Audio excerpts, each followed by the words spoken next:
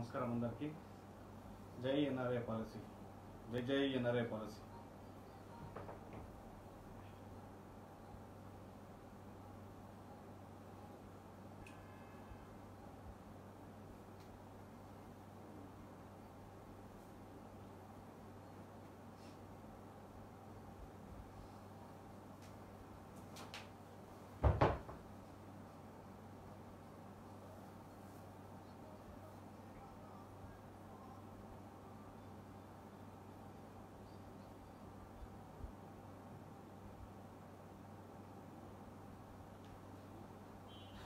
అందరికీ జుమ్మరాత్ శుభాకాంక్షల. నేనేస్తో కష్టకాలం ఉన్నాం. జుమ్మరాత్ అనేది ఒక కాలం వెళ్ళిపోయింది. అది ఇప్పుడు ఇంకా కొందరు ఇప్పటికీ కొందరు ఏదో బాధకో సంతోషానికో జరుపుకోవాల్సి వస్తుంది. జుమ్మరాత్ అంటే ఒక పండుగ, దసరా పండుగ కంటే పెద్దది మనకు గల్ఫ్ దేశంలో.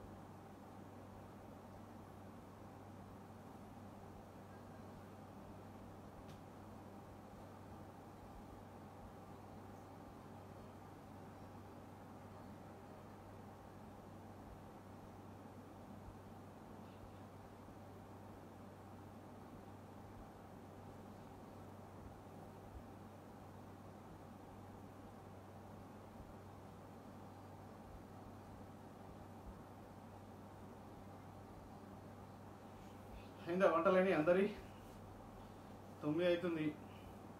గల్ఫ్ దేశాల్లో దాదాపుగా యూఏఈలో 9 అంటే మిగతా దేశాల్లో ఎక్కడైనా అని గంట లేటే ఉన్నది. ఇంకా 8 అవుతుంది. కొందరు వంటలు స్టార్ట్ చేసి ఉంటారు, కొందరు వంటలు అయిపోయి ఉంటాయి, కొందరు స్టార్ట్ చేసి ఉంటారు అన్నీగా.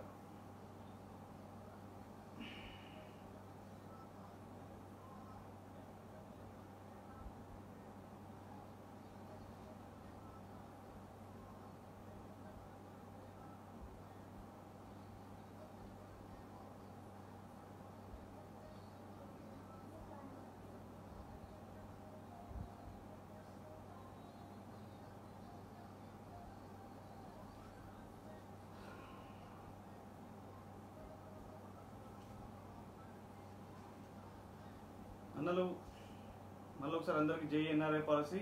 మీ అందరికి నమస్కారం. నేను లైవ్ ముఖ్య ఉద్దేశం తెలంగాణ ఎన్ఆర్ఐ పాలసీ గురించి చెప్పడానికి వచ్చిన. తెలంగాణ ఎన్ఆర్ఐ పాలసీ గురించి మాట్లాడుతూనే తర్వాత టైం ఉంటే ఇంకా ఇక్కడ కష్టాల గురించి మాట్లాడడానికి ప్రయత్నం చేస్తా. ముఖ్యంగా అన్ని దేశాల్లో, గల్ఫ్ దేశాలు, మలేషియా, సింగపూర్, అక్కడ కూడా మన సాధారణ కార్మికులు చాలామంది ఉన్నారు, కష్టాలు ఉన్న వాళ్ళు చాలామంది ఉన్నారు. అదేవిధంగా అక్కడ నుంచి చూసుకుంటే ఆస్ట్రేలియా, న్యూజిలాండ్, ఇక్కడ సౌత్ ఆఫ్రికా, ఇంకా నైజీరియా లాంటి ఆఫ్రికన్ దేశాలు కూడా చాలామంది ఉన్నారు. మనకు కష్టాల్లో ఉన్న వాళ్ళు ఉన్నారు, మంచి ఉద్యోగంలో లక్షలు సంపాదించే వాళ్ళు ఉన్నారు. ఆస్ట్రేలియా, అమెరికా, యూరోప్ దేశాలు, లండన్, ఫ్రాన్సు, ఇంకా జర్మనీ ఇట్లాంటి దేశాలలో కూడా చాలామంది ఉన్నారు. ఇటు చూస్తే చైనాలో కూడా ఉన్నారు మన వాళ్ళు, రష్యాలో కూడా ఉన్నారు మన వాళ్ళు, పక్కన బంగ్లాదేశ్లో ఉన్నారు, ఎన్నో దేశాలలో మన వాళ్ళు ఉన్నారు. ఇరాన్, ఇరాక్లో పట్టుకుంటే ఇప్పుడు లెబనాన్, ఇజ్రాయిల్, ఈజిప్ట్ కంట్రీస్లో కూడా చాలామంది ఉన్నారు. సో అంతటా మన తెలంగాణ ఎన్ఆర్ఐలు ఉన్నారు. తెలంగాణ నుంచి పుట్టగుడ్డి కోసం, ఉద్యోగం కోసం, కుటుంబ పోషణ కోసం అన్ని దేశాలకు వలస వెళ్ళిళ్ళు మన తెలంగాణ బిడ్డలు. సో వాళ్ళకు ప్రతి ఒక్కరికి, అన్ని దేశాల్లో ఉన్న ప్రతి ఒక్కరికి, ప్రపంచంలో నలుమూలలో ఉన్న ప్రతి ఒక్క ఎన్ఆర్ఐకి నా యొక్క సందేశం ఈరోజు.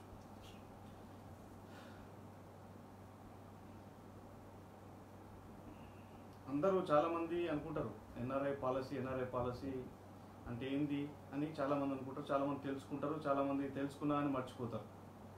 అవన్నీ పక్కన పెడితే మనకు ముఖ్యమంత్రి గారు కేసీఆర్ గారు ఎన్ఆర్ఐ పాలసీ అమలు చేస్తే, ఒకవేళ అమలు అయితే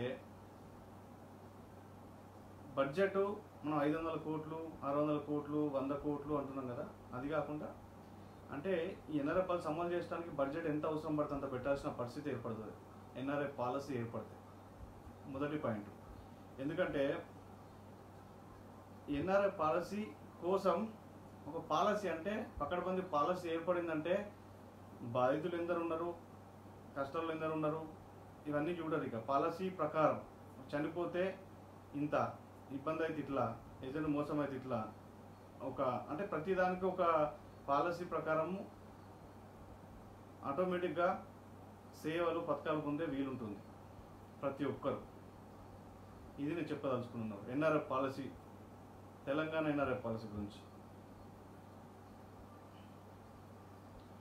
ఇప్పుడు తెలంగాణ ఎన్ఆర్ఎఫ్ పాలసీ ఏర్పడితే ఒక ఖచ్చితత్వం, ఒక జవాబుదారీతనం ఏర్పడుతుంది.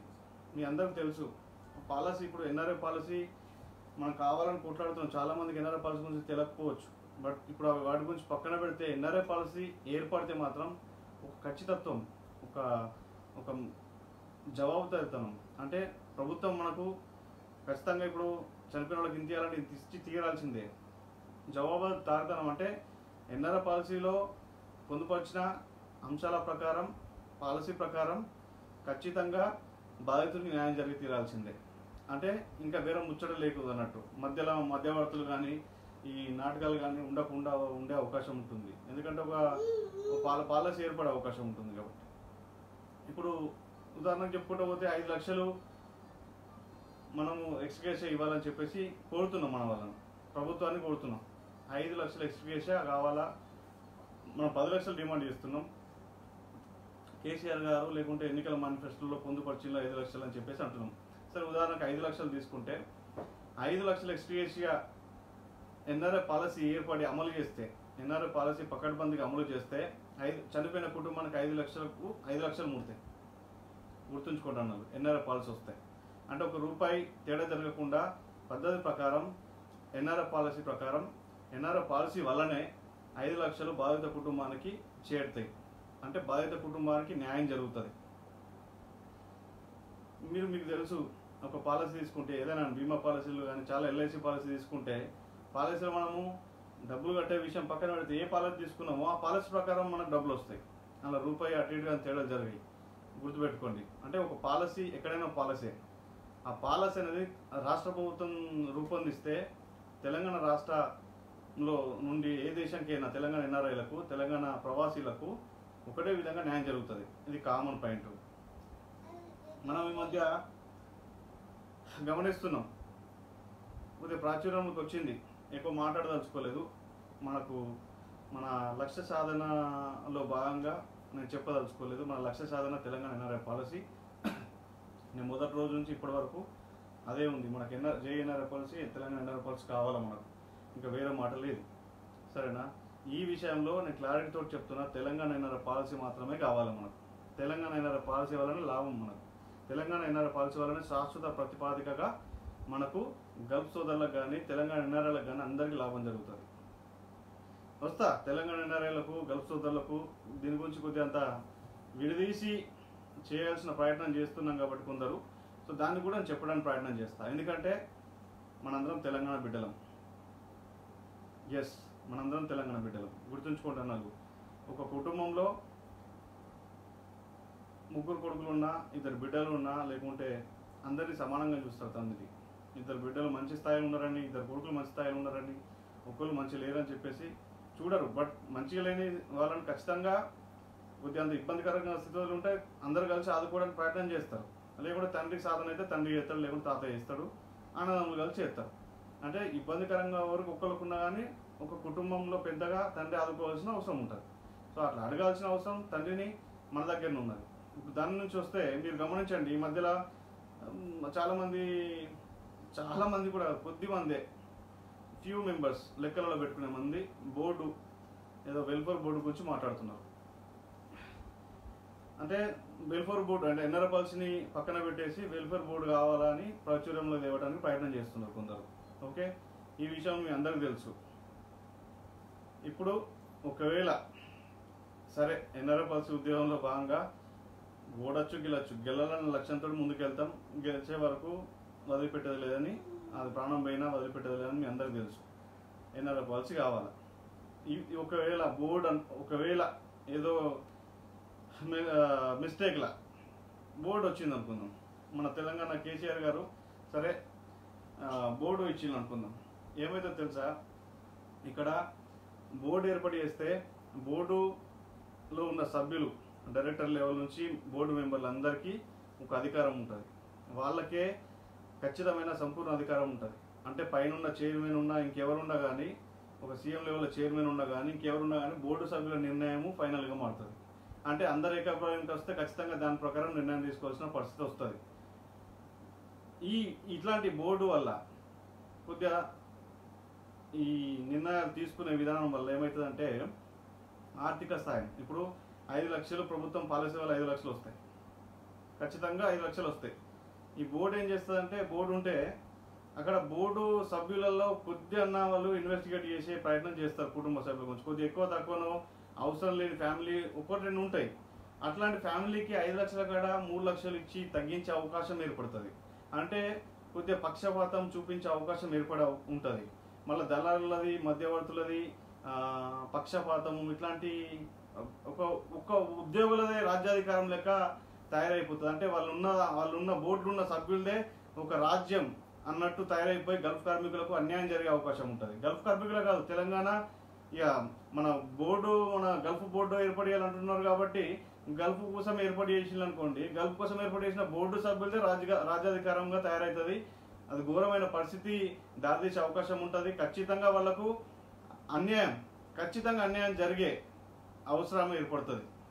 ఎందుకంటే అధికారం వాళ్ళది కాబట్టి. కానీ పాలసీ ఖచ్చితంగా పరుగులు పెట్టిస్తుంది, ప్రభుత్వాన్ని పరుగులు పెట్టిస్తుంది. పాలసీలో ఉన్న ప్రతి ఒక్కరిని, పాలసీ కోసం పనిచేసే ప్రతి ఒక్కరిని పరుగులు పెట్టిస్తుంది.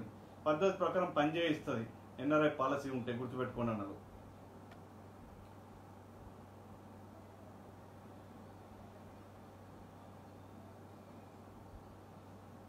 దయచేసి పాలసీ గురించి ఇంకా 10 మందికి అవగాహన కల్పిస్తూ ముందుకెళ్ళాలా. ఇక్కడ కూడా మీరు పాలసీ విషయంలో అనుమానాలు అవసరం లేదు. మనం పాలసీ దిశగానే వెళ్తున్నాం, పాలసీ సాధించే దిశగానే ముందడుగేస్తాం. ఇప్పుడు చాలామంది అడిగిళ్ళు బోర్డు ఏర్పడితే ఏంది, పాలసీ ఇస్తే ఏందని.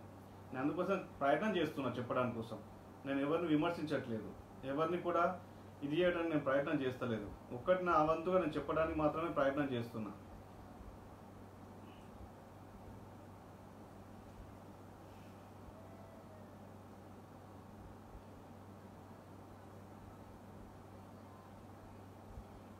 చాలామంది అర్థం చేసుకోండి, ఎప్పుడైనా తెలంగాణ ఎన్ఆర్ఐ పాలసీ కోసం బోర్డు ఏర్పడుతుంది కానీ బోర్డు ద్వారా పాలసీ రాదు. ఇది క్లియర్ పాయింట్ అన్నారు. నేను చెప్పదలుచుకున్నది అదే, ఒకటే పాయింట్. మళ్ళీ ఒకసారి చెప్తున్నా, తెలంగాణ ఎన్ఆర్ఐ పాలసీ కోసం బోర్డు ఏర్పాటు చేస్తారు, ఒక కార్పొరేషన్ ఏర్పాటు చేస్తారు, దాన్ని రన్ చేయడానికి ఒక సిస్టమ్ ఏర్పాటు చేస్తారు పాలసీ కోసం. కానీ బోర్డు ద్వారా పాలసీ ఎప్పుడు రిలీజ్ కాదు. బోర్డు ఏర్పడితే ఖచ్చితంగా బోర్డులో పనిచేసే వారి పెత్తనం పెరిగి పక్షపాతం మరియు బాధితులకు సరైన న్యాయం జరగక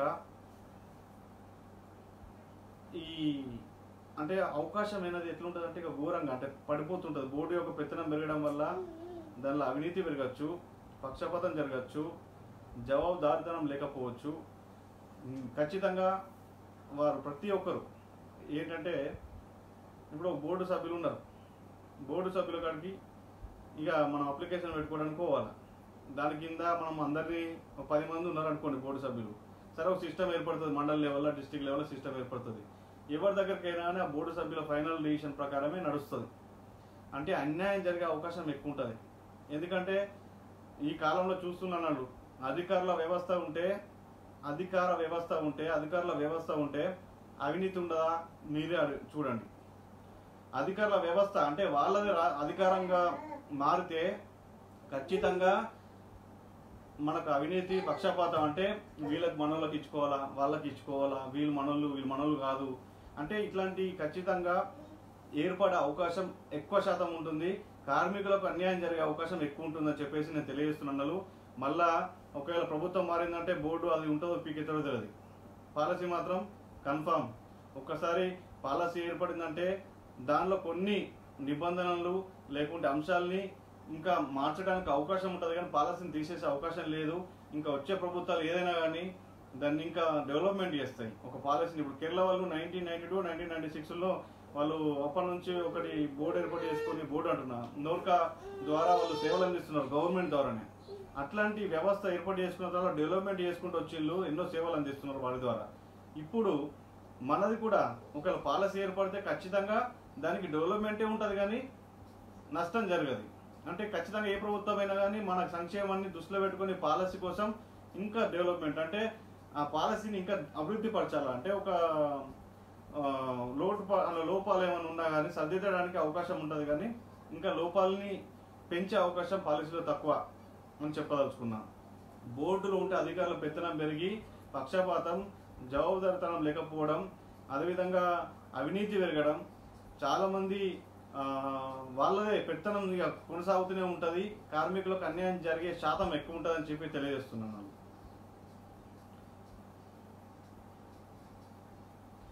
చాలామంది ఇప్పుడు ప్రవాసీ బోర్డు ఏర్పాటు చేస్తే ఒకవేళ అక్కడ హైదరాబాద్లో ఏం చేస్తారు అంటారు, భవన్ ప్రవాసీ భవన్ కడతారంటారు. ప్రవాసీ భవన్ కడితే ప్రవాసీ అంటే ఏంది, తెలంగాణ నుంచి పోయిన ప్రతి ఒక్కరికి ప్రవాసీ భవన్ అన్నట్టు. అంటే అమెరికాలో ఉన్నా, ఆస్ట్రేలియాలో ఉన్నా, ఎక్కడున్నా, ఏ దేశంలో ఉన్నా కానీ వాళ్ళందరికీ యాక్సెస్ ఉంటుంది అలా. ఇప్పుడు వచ్చిన ప్రాచుర్యంకి వచ్చిన బోర్డు విషయంలో ఓన్లీ గల్ఫ్ కోసమే బోర్డు ఏర్పాటు చేయాలా, మనం గల్ఫ్లో పోవాలంటే ఇప్పుడు మళ్ళీ హైదరాబాద్ తిరిగి వచ్చిన వారికి అవకాశం ఇవ్వాలా ఆ బోర్డులో అని అంటున్నారు. తిరిగి వచ్చిన వారికి కాదు, ఇక్కడ గల్పనలతోటి నిలబడే వాళ్లకు, గల్పనలతో సమస్యల్ని అర్థం చేసుకునే వాళ్లకు, వాళ్ళ గురించి ఆలోచించే వాళ్లకు అన్ని దేశాల్లో Kuwait, Saudi, Bahrain, Khattar, Oman, మన యుఏఈ, ఇరాకు ఇట్లాంటి దేశాల్లో కార్మికులతో కలిసి పనిచేసే నాయకులకు, కార్మికులతో కలిసిపోయి వాళ్ళకు న్యాయం జరిగే పోరాడే నాయకులకు, అట్లాంటి నాయకులకు బోర్డులో స్థానం కల్పించారా అని చెప్పేసి నేను గుర్తు చేస్తున్నా. మళ్ళొకసారి తెలంగాణ ప్రభుత్వాన్ని సంక్షేమ బోర్డు ప్రవాసుల కోసం సంక్షేమ బోర్డు ఏది ఏర్పాటు చేసినా కానీ ఖచ్చితంగా గల్ఫ్ దేశాల్లో ఉన్న వాళ్ళకు, మిగతా దేశాల్లో ఉన్న వాళ్ళకు అలా సభ్యులుగా స్థానం ఇవ్వాలా. అక్కడికైన వాళ్ళకు, అక్కడ ఉన్న వాళ్ళకు స్థానం ఇస్తే పబ్బం గడుపుకోవడానికి, ఒక పని అంటే టైంపాస్ చేయడానికి, కార్మికుని అన్యాయం చేయడానికి తప్ప దేనికి పనికిరాని బోర్డుగా తయారవుతుంది అది. ఇది ఒక్కటి చెప్పదలుచుకున్నా. నేను ఒకటి చెప్తాను, అన్ని దేశాల్లో ప్రతి తెలంగాణ బిడ్డలు ఉన్నారు. ఇప్పుడు చాలామంది తెలంగాణ పాలసీ కావాలి, ప్రతి తెలంగాణ బిడ్డ కావాలి. అయినా అంటే వాళ్ళు మన మనుషులు కాదా? Australia, America, Switzerland, Germany, France, Europe దేశాల నుంచి పక్కకు వస్తే ఇటు మన ఆఫ్రికన్ కంట్రీస్లో ఉన్న దేశాలు కానీ, చైనా సైడ్ ఉన్న దేశాలు కానీ, రష్యా సైడ్ దేశాలు కానీ, లేకుంటే సింగపూర్, మలేషియా, న్యూజిలాండ్, ఆస్ట్రేలియా లాంటి దేశాలు కానీ, ప్రపంచం అంతటా ఏ మూలలో వెతికినా మనోళ్ళు ఉన్నారు. అంటే వాళ్ళు మన మనుషులు కాదా? మన బిడ్డలు కాదా? తెలంగాణ బిడ్డలు కాదా? వాళ్ళను రాష్ట్ర ప్రభుత్వం ఒకే విధంగా చూస్తుంది కదా ఖచ్చితంగా. కేసీఆర్ గారు గల్ఫ్ దేశాల్లో ఉన్న వాళ్ళను వేరే, అమెరికాలో ఉన్న వాళ్ళను వేరే చూడాడు కదా. ఆయన అందరు నా బిడ్డలని చూస్తాడు, కానీ న్యాయం చేసే విధానం డిఫరెంట్గా ఉండొచ్చు. న్యాయం చేసే విధానం డిఫరెంట్గా ఉండొచ్చు అని చెప్పదలుచుకున్నది అదన్నారు. దయచేసి, ఎందుకంటే కేసీఆర్ గారు ఇంతకుముందు 2-3 సార్లు మన ప్రెస్ మీట్లు కానీ సందర్భం బట్టి చెప్పిండు ఆయన. ఇప్పుడు ఆస్ట్రేలియా, అమెరికా, లండను, ఇంకా కొన్ని దేశాలు, అన్ని దేశాలలో నివసించే వాళ్ళ జీవన స్థితిగతులు వేరుంటుంది, వాళ్ళ జీవన విధానం వేరుంటుంది, వాళ్ళకున్న పరిస్థితులు వేరే. వాళ్ళు ఒక హై ప్రొఫైల్ మెయింటైన్ చేస్తారు. అంటే వాళ్ళకు కూడా ప్రభుత్వాలు అదేవిధంగా జీతాలు ఇస్తాయి, కంపెనీలు కూడా అదేవిధంగా జీతాలు ఇస్తాయి. వాళ్ళని చూసుకునే విధానం అక్కడ బాగుంటుంది. వాళ్ళకు అలా complete life style is different అని చెప్పేసి చెప్పిండు కేసీఆర్ గారు. అదే గల్ఫ్లో ఉన్న వారి పరిస్థితి వేరే. గల్ఫ్లో వాళ్ళను ప్రత్యేకంగా చూడాల్సిన అవసరం ఉన్నది, వాళ్ళకు మన సంక్షేమ కార్యక్రమాలలో ఎక్కువ ప్రాధాన్యత ఇవ్వాల్సిన అవసరం ఉన్నదని చెప్పిండు. వాళ్ళని సపరేట్గా చూసి వాళ్ళని ఆదుకోవాల్సిన అవసరం ఉన్నదని చెప్పేసి కేసీఆర్ గారే చెప్పిండు. సో అట్లాంటి కేసీఆర్ గారు చెప్పినప్పుడు మనం ఆ విషయాన్ని ఇప్పుడు ఎందుకు మాట్లాడుతున్నాం అంటే, కేసీఆర్ గారు అన్నట్టు ఏంటంటే వాళ్ళను వీళ్ళను సపరేట్గా చూద్దాం, బట్ అందరు నా బిడ్డలు అన్నట్టు చెప్పిండు ఆయన కూడా. సో ఇప్పుడు గల్ఫ్ కార్మికులు అంటే ఒక గల్ఫ్ నుంచి, అన్ని దేశాల నుంచి, గల్ఫ్లో ఉన్న అన్ని దేశాల నుంచి, మలేషియా, సింగపూర్ ఇట్లాంటి దేశాల నుంచి పంపించే డబ్బు వేల కోట్ల రూపాయలు మనం ట్యాక్సుల రూపంలో గవర్నమెంట్ కడుతున్నామని చెప్పేసి మనం అంటున్నాం. అట్లాంటి డబ్బు ప్రభుత్వ ఖజానాకు చేరుతున్నది. ప్రభుత్వం అంటే ఖజానా బలపడడానికి మనం ఖచ్చితంగా అవకాశం ఇస్తున్నాం. అంటే మనమే మన కాయ కష్టంతో చెమట వచ్చి సంపాదించిన ప్రతి రూపాయి ఎక్స్చేంజ్లకో బ్యాంకులకో ఇంకే రూపంలో పంపించిన డబ్బుల ద్వారా ఏదో రూపంలో ప్రభుత్వానికి ఒక ట్యాక్స్ రూపంలో డబ్బు వెళ్తున్నది. సంవత్సరానికి 1000-1200 కోట్లు వెళ్తుంటే అదే టైంలో గల్ఫ్ కార్మికులు ఎంతైతే మన తెలంగాణ రాష్ట్ర అభివృద్ధికి పాటుపడుతున్నారో అదే టైంలో అమెరికా, ఆస్ట్రేలియా, లండన్, ఇట్లా న్యూజిలాండ్, ఆఫ్రికన్ కంట్రీస్ కానీ మంచి మంచి దేశాలలో కష్టపడి పనిచేస్తున్న మన తెలంగాణ బిడ్డలు వాళ్ళు కూడా ఈ విధంగా పంపించకపోయినా కానీ వాళ్ళు ఇన్వెస్ట్మెంట్ చేస్తారు, పెట్టుబడులు పెడతారు. చాలాసార్లు మీరు గమనించుంటారు, సీఎం లెవెల్లో అమెరికా పోయి ఒక మీటింగ్ పెట్టి పెట్టుబడుల్ని ఆహ్వానిస్తారు. కేటీఆర్ గారు పోయి అమెరికా పోయి పెట్టుబడులు ఆహ్వానిస్తారు. మీరు రావాలా, మీ కన్నా మాతృభూమిలో మీరు పెట్టుబడులు పెట్టాలా, మాతృభూమి అభివృద్ధికి దోహదపడాలా అని చెప్పేది పెద్ద పెద్ద స్పీచ్లు ఇస్తారు. మీరు గమనించుంటారు. అంటే 100 కోట్ల నుంచి 1000 కోట్ల రూపాయలు ఏదో రూపంలో వాళ్ళు పెట్టుబడులు పెడతారు, డైరెక్ట్ ఇండైరెక్ట్గా పరిశ్రమలలో లేకుంటే ప్రభుత్వ ప్రైవేట్ రంగాల ప్రాజెక్టులలో ఖచ్చితంగా వాళ్ళు ఇన్వెస్ట్ చేస్తారు. అంటే వాళ్ళు కూడా మన తెలంగాణ అభివృద్ధికి దోహదపడుతున్నట్టే కదా. వాళ్ళను కేసీఆర్ గారు ఎట్లా విస్మరిస్తారు, వాళ్ళని ఎట్లా పక్కన పెడతారు? ఓన్లీ గల్ఫ్ కార్మికులకు న్యాయం చేయలేదు ఇప్పటి వరకు. 6-7 సంవత్సరాలు దగ్గరకు వచ్చేసింది, ఓకే వదిలేసేయండి, న్యాయం చేయలేదు. కానీ కేసీఆర్ ఒక తండ్రిగా తన బిడ్డల్ని అందరిని ఒక విధంగా చూస్తారు అని చెప్తున్నాను నేను.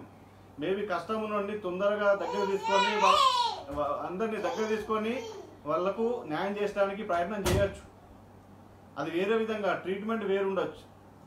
అంశాలను బట్టి దానిలో ఉండే పరిస్థితులను బట్టి చెప్పదలుచుకున్నాను నేను.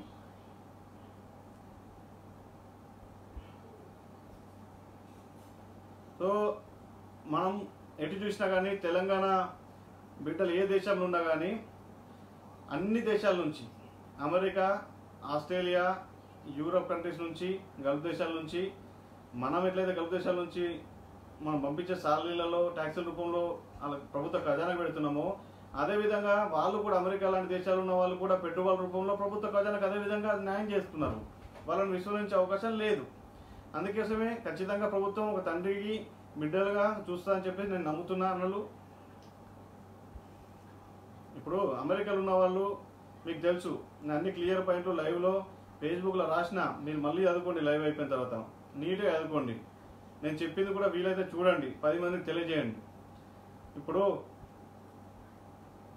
ఎన్ఆర్ఎఫ్ఎల్స్ అమలు చేసి అమెరికా లాంటి దేశాలు ఉన్న వాళ్ళకు ఎన్ఆర్ఎఫ్ఎల్స్ అమలు చేస్తే తప్పేంది? మీరే చెప్పండి అన్నారు.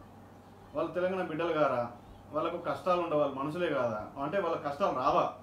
వాళ్ళు ఎప్పుడు కూడా పూల పాన్పు మీదే మంచిగా హాయిగా పడుకొని ఉంటారా? వాళ్ళ కష్టం అనేది ఉండదా? మీరే చెప్పండి. వాళ్ళు తెలంగాణ బిడ్డలైనప్పుడు, వాళ్ళకి తెలంగాణకు ఏదో విధంగా అభివృద్ధికి దోహదపడుతున్నప్పుడు మన ఖజానా నుంచి, ప్రభుత్వం ఇచ్చే ఖజానా నుంచి ఎన్ఆర్ఎఫ్ఎల్స్ అమలు అయితే ప్రభుత్వ ఖజానా నుంచి, ప్రజలు ఇచ్చిన ట్యాక్సుల రూపంలో ఏర్పడ్డ ఖజానా నుంచి, ప్రజల పన్నుల రూపంలో ఏర్పడిన ఖజానా నుంచి, ప్రభుత్వ ఖజానా నుంచి ఏదైతే డబ్బులు ఒక పాలసీ రూపంలో బయటకు వస్తాయో మనం తింటే తప్పేంటి, వాళ్ళు తింటే తప్పేంటి కష్టాలు ఉన్నప్పుడు? మీరు అంటారు ఆర్థిక, ఇప్పుడు ఒక చనిపోతే 5 లక్షలు 10 లక్షలు అడుగుతున్నాం, డిమాండ్ చేస్తున్నాం.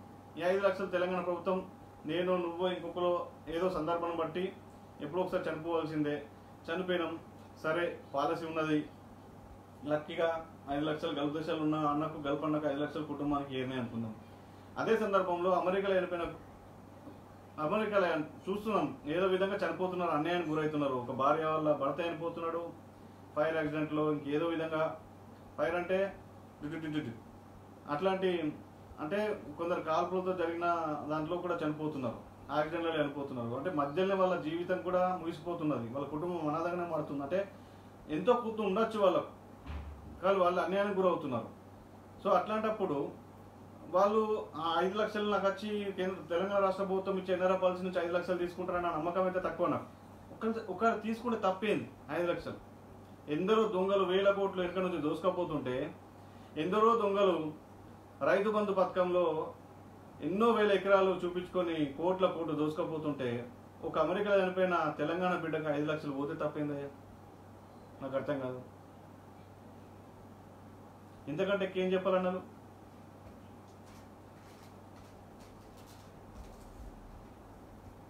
మీకు ఒకటి గుర్తుపెట్టుకోండి, అమెరికా పోయిన వాళ్ళకు, యూరోప్ పోయిన వాళ్ళకు లండన్ పోయిన వాళ్ళకు, అదే యూరోప్ అంటే లండన్, జర్మనీ, ఫ్రాన్సు, ఇట్లాంటి ఫ్రాన్స్ దేశం కానీ ఇంకా చాలా దేశాలు ఉన్నాయి, ఆస్ట్రేలియా, న్యూజిలాండ్ దేశం, ఇట్లాంటి దేశాలకు మన వాళ్ళు పోతే ఏజెంట్ మోసాలు తక్కువ. ఎందుకంటే ఏజెంట్ మోసాలు లేవు, వాళ్ళకు ఒక పద్ధతి ఉన్నది పోవడానికి. చదువుకున్న వాళ్ళు పోవాలా, ఎగ్జామ్స్ రాయాలా, బ్యాంక్ బ్యాలెన్స్ చూపించాలా, కథా కార్ఖాన ఉంటుంది. అసలు పోరాదు అంటే అలా కూడా కొన్ని లొసుకులు ఉన్నాయి, సరే అవి వేరే విషయాలు. బట్ ఏజెంట్ మోసం జరిగే అవకాశం తక్కువ. అక్కడికి అయినాక కూడా దేశంలో కూడా కంపెనీలు కానీ మోసం చేసే అవకాశం తక్కువ. అక్కడ చట్టాలు కానీ, అక్కడ దేశాలు కానీ, అక్కడ కంపెనీలు కానీ అట్లా ఉంటాయి. ఏదో ఒకటి అన్ని దేశాలలో ఇక సిస్టమ్ తప్పున్నా జరుగుతుంది ఖచ్చితంగా. ఏదో కొద్దిగా తప్పులు ఉంటాయి ఖచ్చితంగా, ఏ సిస్టంలో అయినా ఏ దేశంలో ఉంటాయి. కానీ ఏజెంట్ మోసాలు ఇక్కడ నుంచి జరిగే అవకాశం తక్కువ, అక్కడికైనా కూడా ఏజెంట్ మోసం చేసే అవకాశం తక్కువ. ఇప్పుడు గల్ఫ్ దేశంలో ఇక్కడ వచ్చి పడ్డాక విజయరాబాయ్ అని చెప్పు మనకు తెలుస్తుంది. లేకుంటే ఇది కంపెనీలు ఎదురాబాయ్ నేను తీసుకొచ్చి వారేసిన రాయ ఏజెంట్ అని చెప్తారు. సో ఇట్లాంటి పరిస్థితులు ఘోరంగా ఉంటాయి.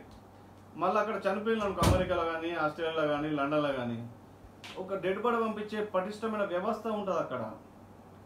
హాస్పిటల్ అదేవిధంగా పనిచేస్తే అంబులెన్స్ నుంచి హాస్పిటళ్ళు దానికి పంపించే విధానం కానీ, కంపెనీ కూడా సహకరించే విధానం కానీ పటిష్టంగా ఉంటుంది. అంటే ఇక్కడ కూడా ఉన్నది. ఇక్కడ గల్ఫ్ దేశాలు ఎట్లా అంటే మన కంపెనీలు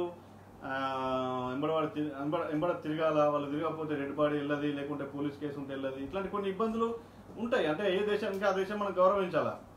కానీ అక్కడ ఉండే విధానము, పటిష్టమైన విధానం అనేది డెడ్ బాడీ పంపించడానికి మళ్ళా ఇండియాకు కూడా ఎంబైసీలు కూడా, అక్కడ ఉండే ఎంబైసీలు కూడా ఆ విధంగా పనిచేస్తూ ఆ గౌరవం ఇస్తూ పనిచేస్తున్న తెలంగాణ బిడ్డలకు అని భారతదేశం నుంచి వెళ్ళిన ఎవరికైనా కానీ అక్కడ ఆ దేశంలో సిస్టమ్ ఉంటుంది.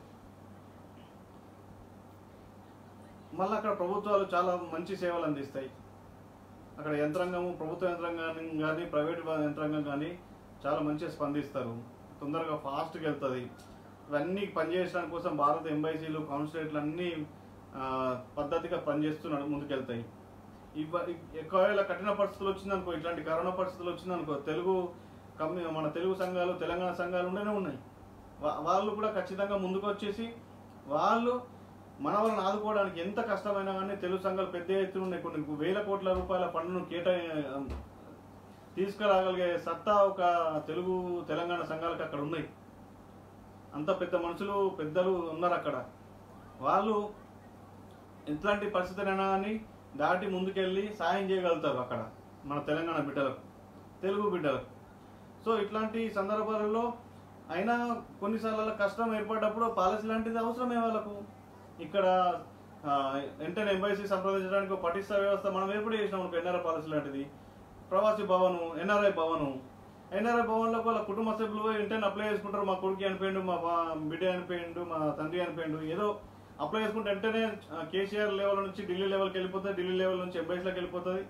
ఈ సోషల్ మీడియాలో లేకుంటే పేపర్లలో, టీవీలలో వార్తలు చూసి స్పందించుడు ఉండదు కదా.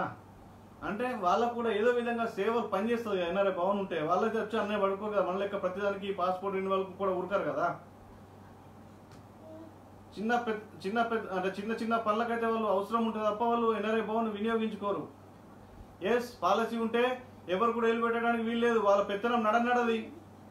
సరే ఆస్ట్రేలియా, అమెరికా వాళ్ళు మనకు వచ్చే ఏదన్నా కానీ మనకు వస్తుందా చూడ, మన ప్రభుత్వం నుంచి మనకు ఒక పాలసీ కావాలా, మన పాలసీ కోసం కొట్లాడదాం. అధికారుల పెత్తనం కోసం, బోర్డు కోసం కొట్లాడితే అది పెద్ద తప్పిదమని అవుతుంది. దాని మీద దృష్టి పెట్టాల్సిన అవసరమే లేదు. ఇప్పుడు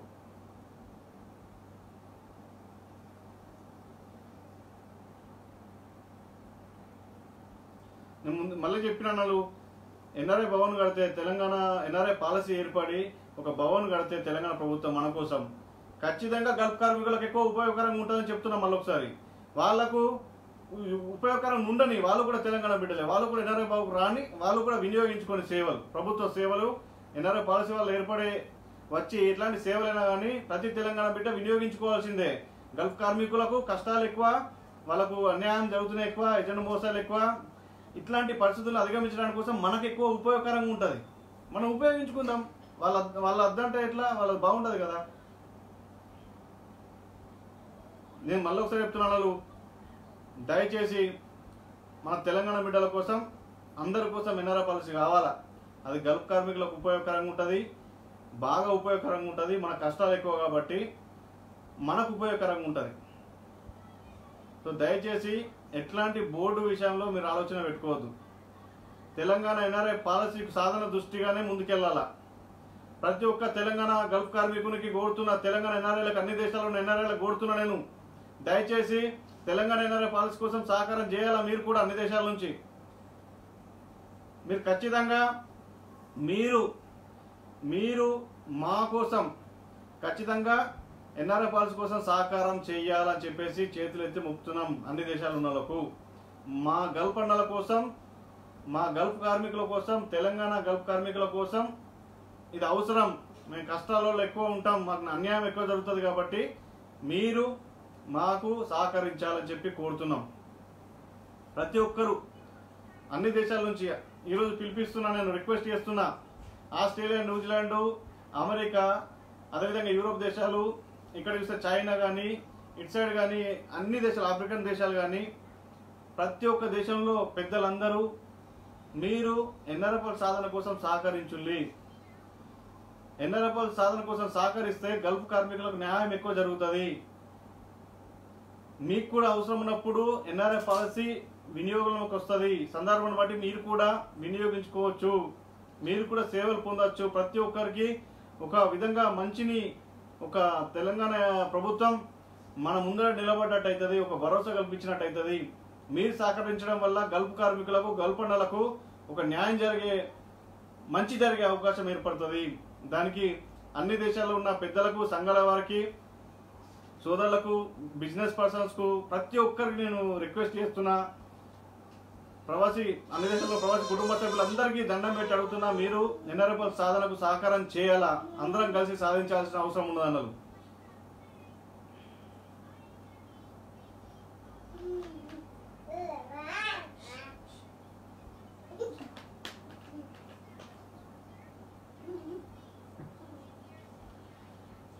నేను చెప్తున్నాను, మీరు రాజకీయ దృక్పథంతో లేకుంటే ఇంకొక దృక్పథంతో, ఇంకొక ఆలోచనతో బోర్డు మీద పోరాడితే అది మీ ఇష్టం, ఎవ్వరు కాదన్నారు. ప్రజాస్వామ్యంలో ఏ విధంగా పోరాడచ్చు, హక్కు ఉంది, దాన్ని ఎవ్వరు కాదన్నారు.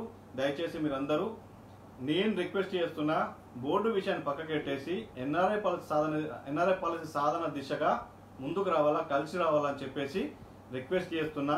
విన్నపం నా తరఫున నేను రిక్వెస్ట్ చేసి అడుగుతున్నా, ప్రతి ఒక్కరూ తెలంగాణ ఎన్ఆర్ఐ పాలసీ సాధన కోసం నిరంతరం పాటుపడదాం.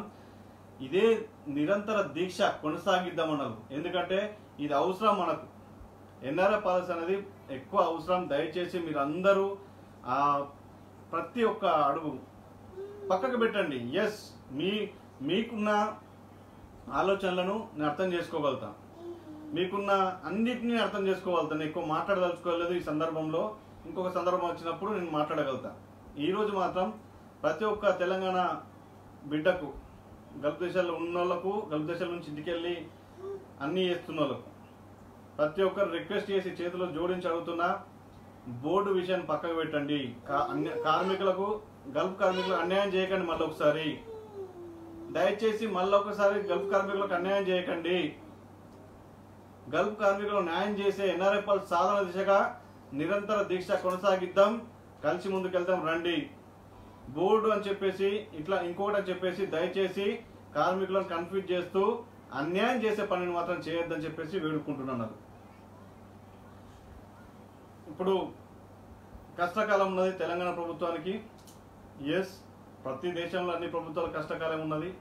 ఈ కరోనా తీవ్రతతో ఏర్పడిన సంక్షేమంలో తెలంగాణ ప్రభుత్వం కూడా ఒక ఇబ్బందికర పరిస్థితి ఎదుర్కొంటున్నది. ఆదాయం లేక కానీ, లాక్డౌన్ పరిస్థితులు కానీ, ప్రజలు ఆందోళన ఉండే విషయంలో కానీ అన్నిట్లలో ఇబ్బందికర పరిస్థితులు ఎదుర్కొంటున్నారు. కాబట్టి మేము కూడా గల్ఫ్ కార్మికులుగా మేము కష్టాల్లో ఉన్నాం. మేము కూడా అయినా కానీ ఈ కరోనా యుద్ధంలో మేము కూడా భాగస్వాములు అవుతాం. మేము కూడా ప్రభుత్వంతో చేతులు కలిపి ఇట్లాంటి సందర్భంలో మేము తోడుగా నిలబడతామని చెప్పేసి తెలంగాణ ప్రభుత్వానికి తెలియజేస్తున్నాం. మేము రిక్వెస్ట్ చేసేది ఒకటే, తెలంగాణ ప్రభుత్వాన్ని, కేసీఆర్ గారిని, ఇట్లాంటి పరిస్థితులు అర్థం చేసుకుంటున్నాం. తెలంగాణ ప్రభుత్వం మీరు చొరవ ఇవ్వండి. కేసీఆర్ గారు మీరు కొద్దిగా చొరవ చెప్తే అన్ని పనులు అయితే సార్. ఎందుకంటే మీ దగ్గర మీ చేతులలో ఉన్నది. ఎందుకో ఈ వివక్ష ఇప్పటికి అర్థం కాదు. ప్రతి ఒక్కరు మేము బాధపడతాం గల్ఫ్ కార్మికులుగా. మీ గురించి మా గురించి మంచిగా మాట్లాడరు, మా గురించి పట్టించుకోరు, మా గురించి ఏది చేయరని ప్రతి ఒక్కరికి గుండెలో నిండిపోయింది సార్. ఇప్పుడు మాత్రం మీరు దయచేసి మీకున్న పరిస్థితులు అర్థం చేసుకొని మేము గట్టిగా డిమాండ్ చేసినా మీరు పట్టించుకోవట్లేదు కాబట్టి మళ్ళీ ఒకసారి మీకు రిక్వెస్ట్ చేసి ఇప్పుడు ఇరుక్కపోయిన వాళ్ళు, నేను ఒక మంచి కోసము కేసీఆర్ కాదు ఇంకెవరైనా కాలు పట్టుకుంటున్నారు. గల్పండలు తక్కువ తీసుకోవద్దు. ఇలా చాలా కష్టాలు ఉన్నారు మనోళ్ళు. రూమ్ రెంట్ కట్టలేక చాలామంది రూములలో ఉండలేక బయట ఉంటూ ఏంటో ఉంటూ తిండికి లేక 3-4 నెలల నుంచి విజిట్లు వచ్చి జాబ్ లేక జాబ్ కోల్పోయి కొందరు, పని లేక కొందరు సప్లై కంపెనీలలో. ఇక బాధాకరమైన పరిస్థితి తెలంగాణ బిడ్డలు.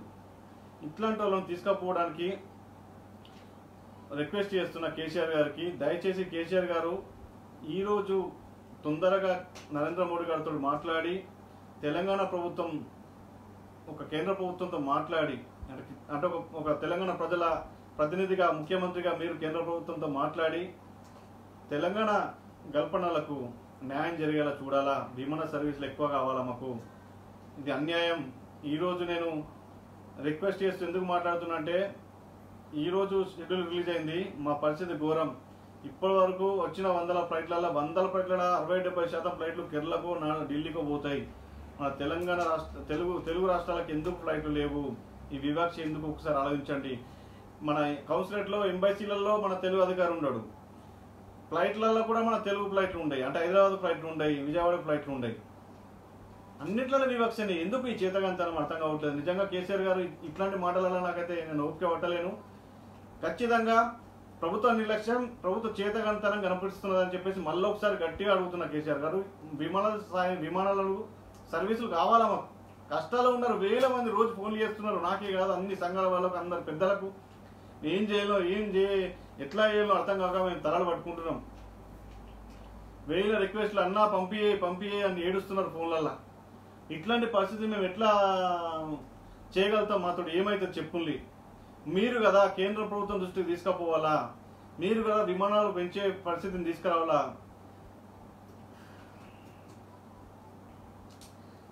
కేంద్ర ప్రభుత్వం గల్ఫ్ దేశాల నుండి తెలంగాణ విమానాలు ఎక్కువ నడపాలి. దాని విషయంలో ఖచ్చితంగా కేసీఆర్ గారు చొరవ ఇవ్వాల్సిన అవసరం ఉన్నది. ముఖ్యంగా ఇక్కడ కష్టాలు ఉన్న వాళ్ళను కేసీఆర్ గారు ఇంటికి తీసుకెళ్లేలా చర్యలు చేపట్టాలా. మన కేసీఆర్ గారి ప్రభుత్వం, తెలంగాణ ప్రభుత్వం ఖచ్చితంగా దీని మీద దృష్టి కేంద్రీకరించాలా. అదేవిధంగా కేంద్ర ప్రభుత్వం కూడా విమానాల స్థాయిని అంటే విమానాలను ఎక్కువ పెంచుతూ ఎక్కువగా విమానాలను హైదరాబాద్కు, విజయవాడకు, మన తెలుగు రాష్ట్రాల ప్రజలకు, తెలంగాణ బిడ్డలకు, గల్ఫ్ కార్మికులకు న్యాయం జరిగేలా కేంద్ర ప్రభుత్వం కూడా చొరవ ఇవ్వాలా. కేంద్ర ప్రభుత్వం కూడా కష్టాలున్న కార్మికులకు, గల్ఫ్ కార్మికులకు ఉచిత విమాన టికెట్లు అందించాలా. ఎందుకంటే కేంద్ర ప్రభుత్వంతో అవుతుంది. ఎయిర్ ఇండియా ఫ్లైట్ వస్తున్నది, నెల 900, 1000 రూపాయలు, 1100 అంటున్నారు. ఊళ్ళ దగ్గర రూపాయి లేదు. అసలు తినడానికే లేనప్పుడు వాళ్ళు విమాన టికెట్ ఎట్లా పెట్టుకొని పోతారు చాలా మంది. ఏదో 100 మందికి 500 మందికి ఇస్తే ఎరుపు కౌన్సిలర్ ద్వారానో, ఎంబసీ ద్వారానో, ఇంకొక సంస్థ ద్వారానో వేల మంది సోదరులు నష్టాల్లో ఉన్నారు, కష్టాల్లో ఉన్నారు. వాళ్ళ ఆవేదన అర్థం చేసుకుని కేంద్ర ప్రభుత్వం వందలాది ఫ్లైట్లు తెలంగాణకు, తెలుగు రాష్ట్రాలకు ఉచిత విమాన టికెట్లు ఇచ్చి కేంద్ర ప్రభుత్వం తీసుకెళ్లాలని చెప్పేసి మళ్ళొకసారి కేంద్ర ప్రభుత్వాన్ని కోరుతున్నాం. అదేవిధంగా ముఖ్యంగా కేసీఆర్ గారు మాత్రం ప్రెస్ మీట్లో గల్ఫ్ కార్మికులకు, తెలంగాణ బిడ్డల కోసం ప్రెస్ మీట్లో ఒక 15 నిమిషాల నుంచి అర్ధగంట మాట్లాడాల్సిన అవసరం ఉన్నదని ఈ సందర్భంగా మాత్రం నేను డిమాండ్ చేస్తున్నా. ఎందుకంటే ఇప్పటి వరకు ఇంత కష్టాలున్న వారి గురించి ఒక్కసారి కూడా కేసీఆర్ గారు మాట్లాడలేదు. మేము ఈ రోజు నుంచి తెలంగాణ ఎన్ఆర్ఐ పాలసీ సాధన కోసం ముందుకెళ్తాం. నిరంతర శ్రమ ఇప్పటి వరకు ఇట్లాగే చేసుకుంటూ వచ్చినాము. గత 4.5 సంవత్సరాల నుంచి అదే విధంగా కంటిన్యూ చేస్తూ ముందుకెళ్తాం, కష్టపడతాం. ఇంకే విధంగా చేయాలో తెలంగాణలో, ఇక్కడ కానీ అన్ని దేశాల్లో మన ఉద్యమ కార్యాచరణ పెద్ద ఎత్తున ముందుకు తీసుకెళ్తాం. తెలంగాణ ఎన్ఆర్ఐ పాలసీ సాధనను కరోనా పరిస్థితి దృష్ట్యా, మన తెలంగాణ ప్రభుత్వం పడుతున్న ఇబ్బందికర దృష్ట్యా, ఆర్థిక పరిస్థితి దృష్ట్యా మేము తెలంగాణ ప్రభుత్వానికి కొద్దిగా సమయం ఇచ్చుకుంటూ ఒక 2-3 నెలల నుంచి 6 నెలల వరకు సమయం ఇచ్చుకుంటూ ముందుకెళ్ళి కార్యాచరణ పెద్ద ఎత్తున ముందుకు తీసుకెళ్తాం. ప్రభుత్వం కూడా కష్టాల్లో ఉన్నది కాబట్టి అర్థం చేసుకోవాల్సిన అవసరం మనకున్నది. ఎస్, మనం కష్టాల్లో ఉన్నాం, ప్రభుత్వం కూడా దిక్కుతోచని పరిస్థితిలో ఉన్నదని చెప్పేసి మనందరం చూస్తున్నాం. ఇట్లాంటి పరిస్థితులలో మనం కూడా ఒక మంచి మనసుతో చేయాల్సిన అవసరం ఉన్నది. ప్రభుత్వాన్ని కొద్దిగా గ్యాప్ ఇచ్చేసి యుద్ధం స్టార్ట్ చేద్దామన్నారు. పెద్ద ఎత్తున యుద్ధం స్టార్ట్ చేద్దాం తెలంగాణలో. మీరే చూస్తారు భవిష్యత్తులో ఎన్ఆర్ఐ పాలసీ ఉద్యమం ఎట్లా ముందుకెళ్తుందో, ఏ విధంగా రగులుతుందో, ఏ విధంగా ఎన్ఆర్ఐ పాలసీ సాధిస్తామో మీ కళ్ళారా చూసే అవకాశం కల్పిస్తామని చెప్పేసి గల్ఫ్ కార్మికుల అవగాహన వేదిక తరఫున, గల్ఫ్ కార్మికుల సైనికుల తరఫున, గల్ఫ్ వాళ్ళందరికీ మాటిస్తున్నాను. తెలంగాణ ఎన్ఆర్ఐ పాలసీ సాధించి మీ అందరికీ గిఫ్ట్గా ఇవ్వాలన్నది నా జీవిత ఆశయం.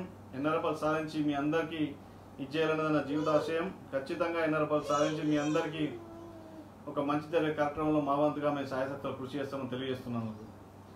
రేపు వీలు చూసుకొని మళ్ళొకసారి లేదా ఎల్లుండి కొన్ని సమస్యల పైన, వాస్తవ పరిస్థితి పైన మాట్లాడతా.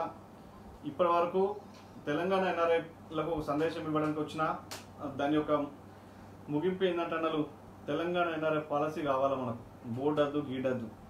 ఎన్ఆర్ఐ పాలసీ సాధనే లక్ష్యం మనది. ఎన్ఆర్ఐ పాలసీ అనేది శాశ్వత ప్రతిపాదికగా ప్రభుత్వం మనకు పనిచేసి పెడుతుంది, మనకు న్యాయం చేస్తుంది. చనిపోయిన కుటుంబానికి 5 లక్షల ఆర్థిక సాయం అయితే 5 లక్షలు అందిస్తుంది. ఎట్లాంటి పాలసీ రూపొందిస్తారో అవన్నీ గల్ఫ్ కార్మికులకు న్యాయం చేసేలా పాలసీ ఉంటుంది. కానీ బోర్డు ఉంటే అన్యాయం, అక్రమం, అవినీతి, పక్షపాతం, ఉద్యోగుల పెత్తనం, అందులో పనిచేసే బోర్డు సభ్యుల పెత్తనం పెరిగి రచ్చరచ్చగా మారి 15 లక్షల గల్ఫ్ కార్మికులకు అన్యాయం జరిగే అవసరాన్ని బోర్డు తీసుకొస్తుంది. ఖచ్చితంగా మీకు తెలుసు, ఏ గవర్నమెంట్ ఆఫీస్ చూడండి, ఎట్లాంటి బోర్డులనే చూడండి, బోర్డు తిప్పేసిలు అంటారు కానీ, బోర్డు ఎత్తేసిలు అంటారు కానీ, బోర్డు తిప్పేసిలు అంటారు కానీ ఇంకా వేరే మాటలు ఉండయి. ఖచ్చితంగా అన్యాయం జరిగే అవకాశం ఎక్కువ. గల్పండలకు జాగ్రత్తగా ఆలోచించున్నాను. నేను మంచి కోసం చెప్తున్నాను. ఆ పాలసీ వల్ల నాకేం వచ్చేది లేదు. పాలసీ రూపొందిస్తే మన కార్మికులకు మంచి జరుగుతుంది. నాకైతే నా సాయశక్తులకు నేను కృషి చేసుకొని నా కుటుంబాన్ని పోషించుకున్నంత నాకున్నది. నాకు పాలసీ అవసరం లేకపోవచ్చు, మీకు అవసరం గుర్తించే నేను ముందుకు వచ్చి పోరాటం చేస్తున్నా. గల్ఫ్ కార్మికుల అవగాహన వేదిక సైనికులను, గల్పండలందరినీ కలుపుకొని ముందుకెళ్తున్నాం. కొందరు పెద్దల్ని, స్లేవ్లసుల్ని, బంధువుల్ని అందరినీ కలుపుకొని ముందుకెళ్తున్నాం. వీళ్ళందరి సహకారంతో ఎన్ఆర్ఐ పాలసీ సాధించుకుందాం. బోర్డు అది గంగలపోని బోర్డు, అవసరం లేదు ఆ బోర్డు. మనం అర్థం చేసుకోండి. ఆ బోర్డు వస్తే ఘోరమైన పరిస్థితులు వస్తాయి. హైదరాబాద్ తిరిగి మీరు లక్షలు ఖర్చు పెట్టుకున్నారని రూపాయి రాదు చెప్తున్నా. ఇది జరిగే వాస్తవం. బోర్డు వల్ల 1.25 లక్షల నష్టాలు ఉంటాయి. అన్యాయం, అవినీతి, పక్షపాతం, ఉద్యోగుల పెత్తనం ఇవన్నీ జరిగే అవకాశం ఉంటుంది. బోర్డు గురించి ఎవ్వరు కూడా దయచేసి మాట ఎత్తటకండి. బోర్డు గురించి ఆలోచన చేయొద్దని చెప్పేసి మళ్ళొకసారి రిక్వెస్ట్ చేస్తున్నా. ఆలోచన చేస్తున్న వాళ్ళకు కూడా మళ్ళొకసారి రిక్వెస్ట్ చేస్తున్నా. ప్రతి ఒక్కరికి బోర్డు ఆలోచన చేస్తున్న ప్రతి ఒక్కరికి రిక్వెస్ట్ చేస్తున్నాను. నేను ఈరోజు రిక్వెస్ట్, దయచేసి అర్థం చేసుకోండి. నేను ఎవరిని కూడా మిమ్మల్ని విమర్శిస్తలేను, తప్పు పడతలేను. మీ ఆలోచన మీకు ఉండొచ్చు, కానీ బోర్డు వల్ల నష్టాలు ఉన్నాయి. దయచేసి బోర్డును పట్టించుకోకుండా ఎన్ఆర్ఐ పాలసీ సాధన దిశగా ముందుకు రావాలా, పోరాటం చేయండి మీ వంతుగా. దాన్ని మేము ఖచ్చితంగా అభినందిస్తాం, మా వంతు సహకారం కూడా అందిస్తాం. థ్యాంక్ యూ అన్నలు. రేపు మళ్ళీ వీలు చూసుకొని కలుస్తా. మీకోసం, తెలంగాణ ఎన్ఆర్ఐ పాలసీ సాధన కోసం ఇప్పుడు కష్టాల్లో ఉన్నారు కాబట్టి మీ అందరి కోసం ఖచ్చితంగా మా వంతుగా గల్ఫ్ కార్మికుల అవగాహన వేదిక తరఫున కృషి చేస్తామని చెప్పి తెలియజేస్తున్నాను. జై ఎన్ఆర్ఐ పాలసీ.